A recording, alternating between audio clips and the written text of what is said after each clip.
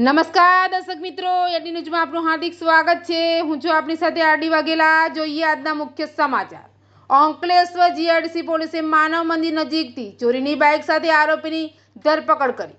અંકલેશ્વર જીઆઈડીસીમાં માનવ મંદિર પાસે જીઆઈડીસી પોલીસે વાહન ચેકિંગ દરમિયાન ચોરીની બાઇક સાથે એક શખ્સની ધરપકડ કરી વધુ તપાસ હાથ ધરી છે।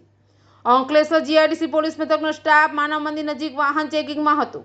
તે દરમિયાન એક ઈસમ વાલિયા તરફથી શંકાસ્પદ હાલતમાં બાઇક લઈને આવતો હોય, જેને રોકી પૂછપરછ કરતા તેની પાસે બાઇક ચોરીની હોવાનું બહાર આવ્યું હતું। પોલીસે મૂળ મધ્યપ્રદેશના અને હાલ સુરત રહેતા શીલુ બળદિયા રાવતની ધરપકડ કરી તેની પાસેથી ₹50,000ની કિંમતની ચોરીની બાઇક કબજે કરી ગુનો નોંધી વધુ તપાસ હાથ ધરી છે।